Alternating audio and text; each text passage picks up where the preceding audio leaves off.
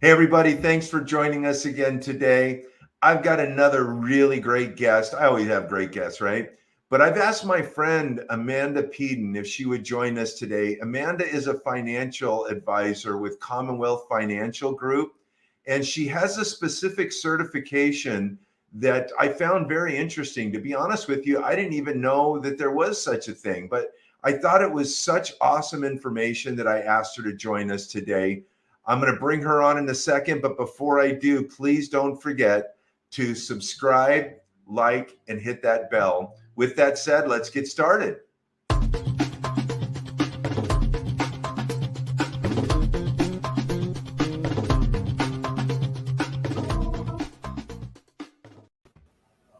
All right. Hey, Amanda.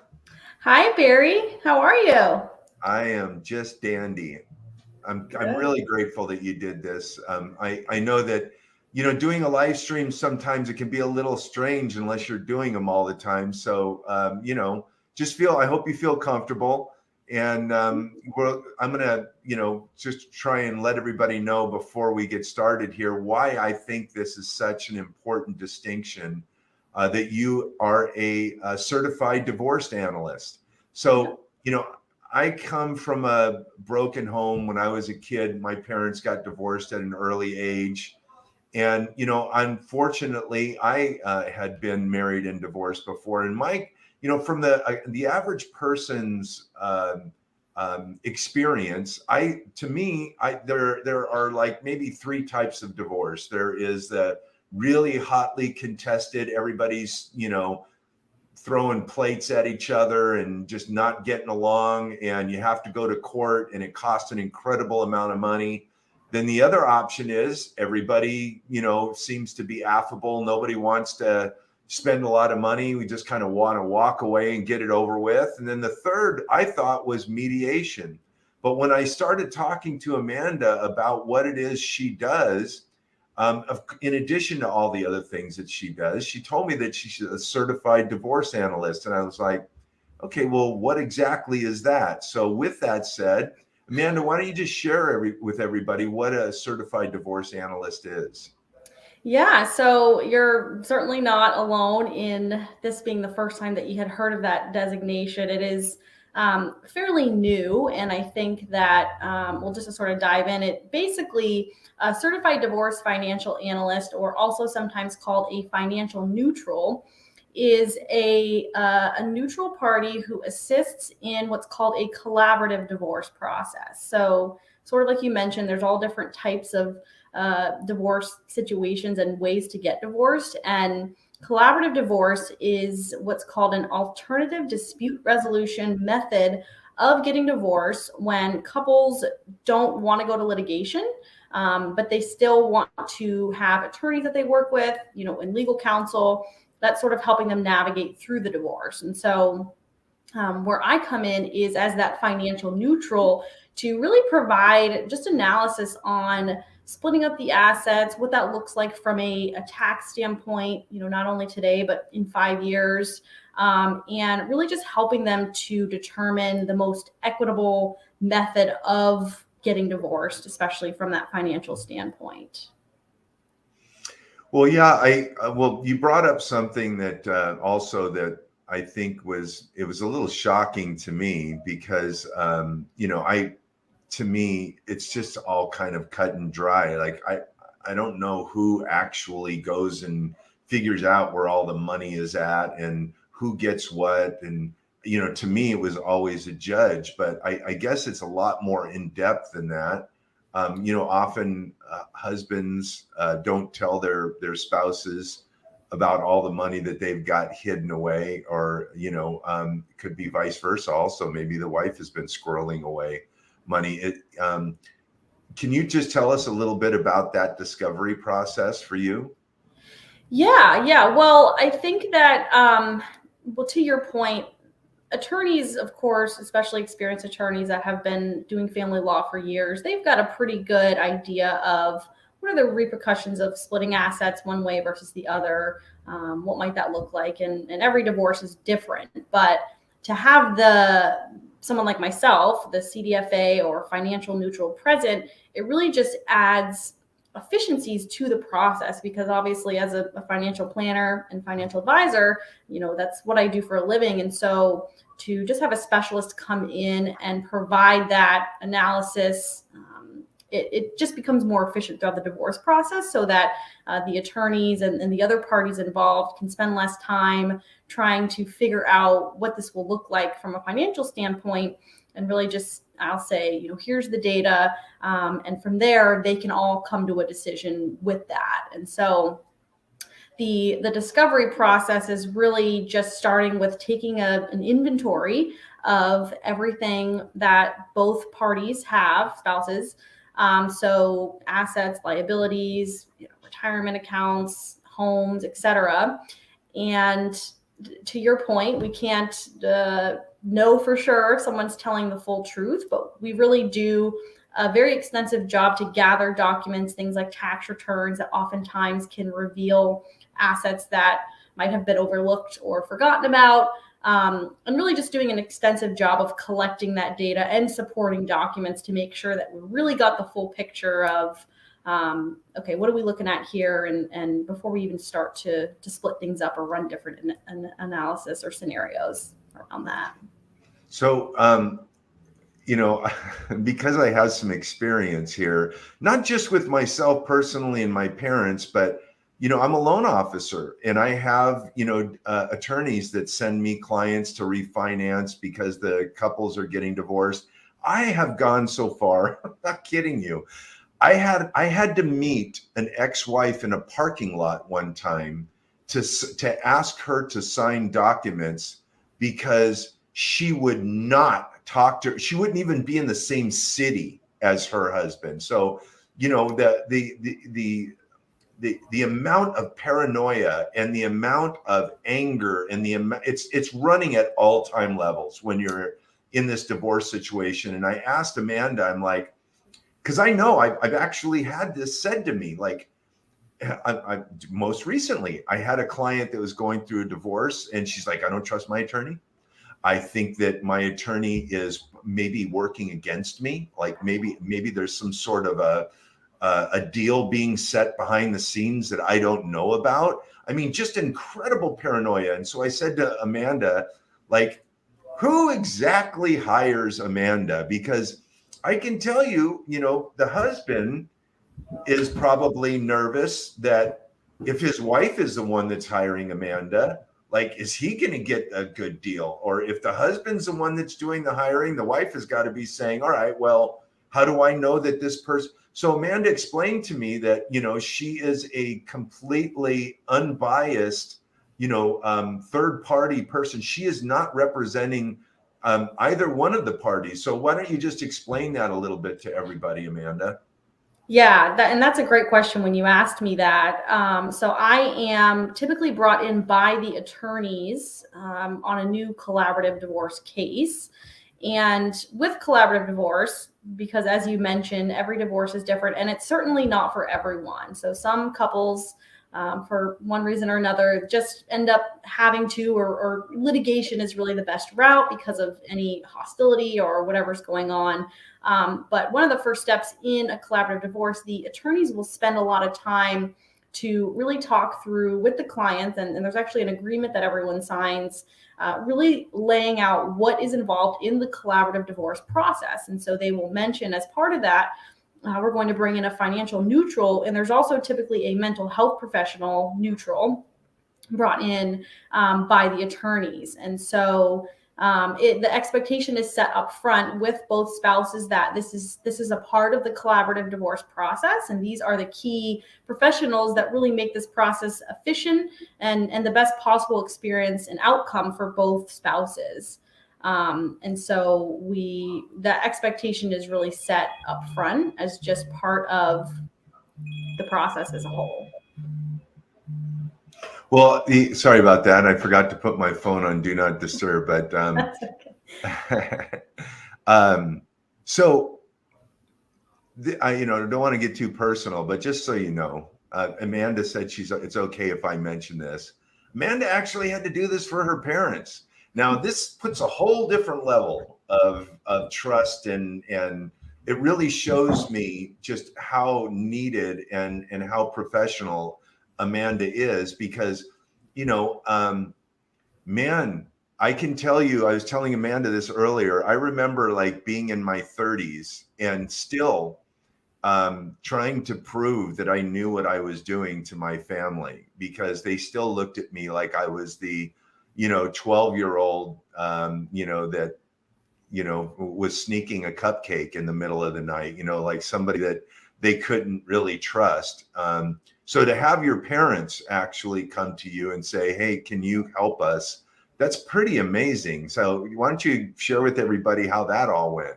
Yeah, well, I guess I'll just start by saying that I feel very lucky with the relationship that I have with both of my parents. And I guess sort of one advantage is that I've been working in the financial industry for 11 years now. And when they got divorced, I guess it would have been about 8 years then, 8 or 9 years. And so they know that I had quite a bit of experience financially, and they have that level of trust with me that they might not have had with hiring someone that they didn't know at all. So I think having that trust already established really helped for them to be more comfortable leaning on me and utilizing me throughout that process. And it was certainly interesting, right? Being my parents and whatnot, and an adult when they were going through the divorce. But I really just looked at it as another case that I was working on, and I wanted them both to be happy and leave the marriage in an equitable way. And so I just like I would any other case, I really just kept it very factual. I stuck to the process, educational. A big part of what I do, obviously, is just educating and being that party to just provide all of the options for them. And I certainly think that after we got over that initial uncomfortableness of it, I was really happy, and I think they were too, just to be able to be that resource for them. But yeah, that's certainly Well, it was unique. I think it might be a testament to what a naughty boy I was and what a good girl you were. So Well, my parents instilled financial independence on me at a pretty young age. So like I said, I feel very lucky that, for that. And so I do think that helped as well, to just already have their trust in that way. Well, Lord knows I did not make it easy on my parents to trust me when I was a teenager. And I joined the Marines when I was 17 years old, just because I knew that I needed somebody to slap me around, and the Marines did a pretty good job of doing that. But Amanda, obviously, if you're somebody that's going through a divorce right now, Mm-hmm. and you need somebody like Amanda, would somebody, if they were going through a divorce and they wanted to reach out to you, would you recommend that they reach out to their attorney and have their attorney contact you? Or is this something it's okay for them to just contact you directly? Yeah, great question. So if someone or spouses both wanted to utilize me as part of the collaborative divorce process in that financial neutral role, because as you mentioned, the interesting thing is that I'm a financial planner. I run a financial planning practice, independent from the CDFA work that I do. And as a financial planner, my job is to give specific advice, and essentially clients want me to tell them what should I be doing financially. On the other side, I'm this neutral party who is not supposed to give, and I don't give any specific advice, but really just that analysis and that education. So they're quite different. And one thing worth noting is when I act as a CDFA during a collaborative divorce, I am then legally not allowed to take the clients on as financial planning clients even after the fact. Oh, wow.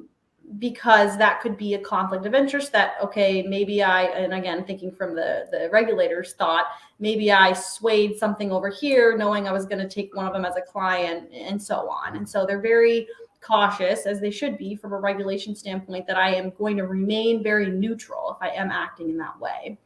So if clients reach out to me and they want specific financial advice and help in this ongoing relationship, I typically won't act as the CDFA, but rather this might be an appropriate situation where I'm going to act as their financial planner, whether they go through that collaborative divorce process or not, in which case they could still hire a different financial neutral to help them in that way. But I've got clients in my financial planning practice that I connected with before they got divorced, in the middle of the divorce, years later. And so I can really step in as a financial planner at any part of that process if someone's looking for advice around, just reestablishing themselves financially during and even after the divorce too. Well, I didn't even think of that. I mean, but it makes complete sense, right? It's It like, does.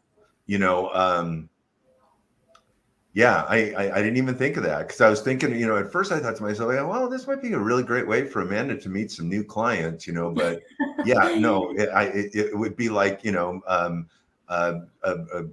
attorney, having you arrested so they could represent you, it'd be like, that probably isn't Yeah. going to work. So no, Yeah. that's awesome. So, Yeah. Amanda, just so you know, Amanda's located in Vermont, and Yep. but she, as you can tell, I mean, that's what's so great about this day and age that we live in right now. I mean, it sucks what's happened in the last couple of years, but the fact that we can have meetings like this where it almost feels like we're in the same room. I mean, the video is crystal clear. It's very dynamic. I mean, I'm even having my wife and I call her family in the Philippines all the time. It's like we're in the next room. So Yeah. if you do have somebody, whether you're in, on the East Coast or whether you're on the West Coast, I can't tell you how much I encourage you to call Amanda. I like doing business with people that I like, first of all, just so, I mean, I think pretty much everybody could say that, right? But some of us are stuck in a position where we don't have a choice. We have to do business with people that we don't like. But I really like Amanda. She's a part of a trusted group of financial planners that I've been lucky enough to be introduced to. She's super, super bright and sharp. And I would encourage you to reach out to her, even if you just have some questions. Amanda, do you have some sort of like an initial consultation fee, or will you talk to somebody? How does that work? Yeah, no, I never charge for I typically call it an introductory conversation. So for whatever reason, someone reaches out, whether that's an attorney looking to talk more and learn more about collaborative divorce, or someone who's thinking about getting divorced and or in the midst of it, whoever it is, I'm always happy to take the time, 30 minutes out of my day to just be a resource and see if we can work together or if it makes sense. And then, of course, anything from there in terms of fees, compensation, it really is just a matter of how we're going to work together and coming to that determination. That's awesome. Well, guys, not that Commonwealth Financial Group needs any kind of endorsement from me, but every person that I've spoken to at this company has been like the most genuine, sincere, and just ready to help and talk and do whatever is necessary to try and lend a hand without trying to put the squeeze on you. So the same is true with Amanda. Just really appreciate all the time that you took with us today, Amanda. Is there anything that you maybe like to share that we haven't covered before we wrap things up?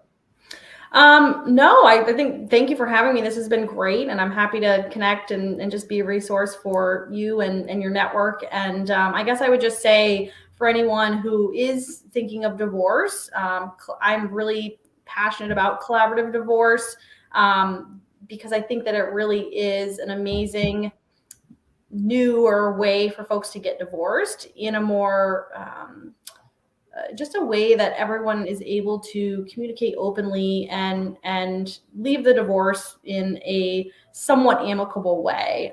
So if you're thinking through how to get divorced, it's something that you're in the process of, I would just encourage you to just do some research on collaborative and see if you think it makes sense for you, because when I heard about it, I felt so strongly about it that I've really taken it upon myself to focus in this area of my practice. And yeah, I'm always just looking to spread the word about that that method that a lot of people aren't aware of. So.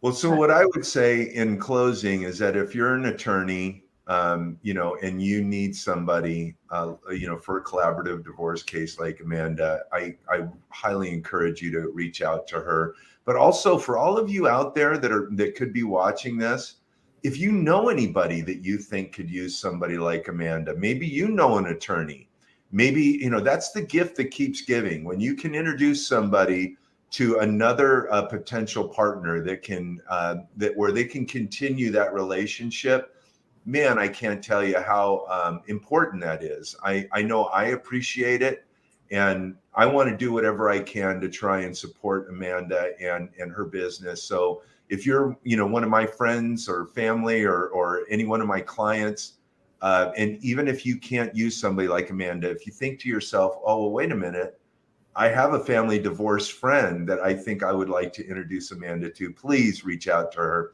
I know we would all appreciate it. Thank you so much, Amanda. Man, what a great privilege. It's really a privilege. And I hope that you enjoy the rest of the week, and I can't wait for our next meeting. Yeah, you as well, Barry. Thank you so much again. And I'm sure we'll be talking soon.